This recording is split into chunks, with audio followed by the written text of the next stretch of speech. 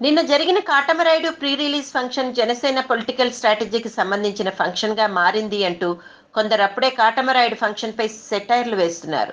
నిన్న జరిగిన ఈ వేడుకకు మెగా కాంపౌండ్ నుండి ఒక్క హీరో కూడా రాకపోయినా పవన్ ఆ లోటును ఎక్కడా కనబడనీయకుండా అన్నయ్యే నా హీరో, ఆయనే రియల్ హీరో అంటూ పవన్ చిరంజీవిని పొగుడుతూ చేసిన కామెంట్స్ వెనుక చిరంజీవి అభిమానులను ఆకర్షించడానికి పవన్ వేసిన ఎత్తుగడ అన్న కామెంట్స్ వినిపిస్తున్నాయి. ఒకవైపు చిరంజీవి పవన్ల మధ్య దూరం పెరిగిపోతోంది అని అందరూ ఊహాగానాలు చేస్తూ ఉంటే, దానికి భిన్నంగా చాలా వ్యూహాత్మకంగా పవన్ నోటి వెంట చిరంజీవి ప్రస్తావన రావడం నిన్నటి ఫంక్షన్కు హైలైట్. మనిషిలోని అంతర్లీనంగా ఉండే శక్తిని తెలుసుకునే సందర్భం ప్రతి ఒక్కరికి వస్తుందంటూ కాటమరాయుడు ప్రీ రిలీజ్ ఫంక్షన్లో మాట్లాడిన పవన్ తన అలవాటుకు భిన్నంగా చాలా పెద్ద ఉపన్యాసం ఇచ్చాడు. అంతేకాదు, తన దృష్టిలో ఎప్పుడు చిరంజీవి మాత్రమే హీరో, తాను హీరోను కాను అంటూ ఆసక్తికర కామెంట్స్ చేశాడు పవన్. తన కెరియర్ తొలి రోజుల్లో తనను చూడడానికి విపరీతంగా వస్తున్న అభిమానులను చూసి తాను చెయ్యి ఊపడానికి కూడా మొహమాట పడేవాడిని అంటూ, అన్నయ్య చిరంజీవి చెయ్యి ఊపితే అందంగా ఉంటుంది కానీ తాను చెయ్యి ఊపితే ఏం బాగుంటుంది అన్న భావనలో కొంతకాలం గడిపిన రోజులను గుర్తుకు చేసుకున్నాడు పవన్.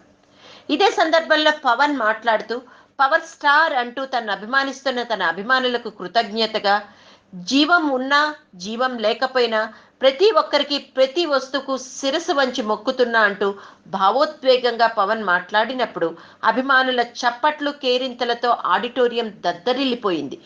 ఏది ఏమైనా పవన్ నోటి వెంట చిరంజీవి ప్రస్తావన రావడం ఒక విధంగా చిరంజీవికి కూడా ఆశ్చర్యాన్ని కలిగించిన విషయం అనుకోవాలి. ఇక తమ అభిమానులను ఉద్దేశించి పవన్, మీరు నా ప్రాణం అంటూ పవన్ వేసిన ఒకే ఒక్క బాణానికి పవన్ వీరాభిమానులంతా పులకరించిపోయారు.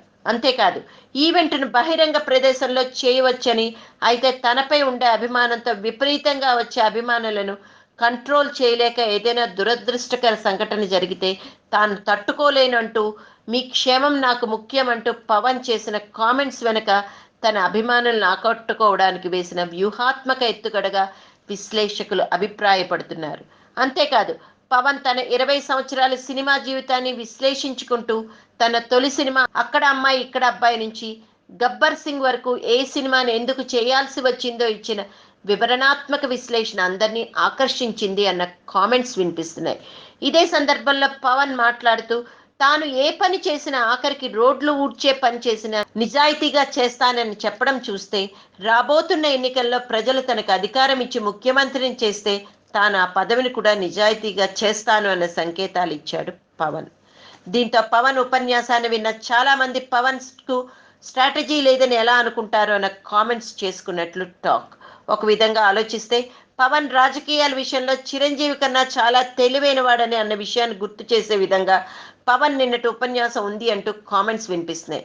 సినిమా ప్రముఖులు కాకుండా ప్రముఖ మీడియా సంస్థల అధినేతలను అతిథులుగా ఈ ప్రీ రిలీజ్ ఫంక్షన్ కు పిలవడం ద్వారా కాటమరాయుడు ప్రీ రిలీజ్ ఫంక్షన్ కు రాజకీయ వాసనలు అద్దాయి అన్న కామెంట్స్ ఇండస్ట్రీలో వినిపిస్తున్నాయి.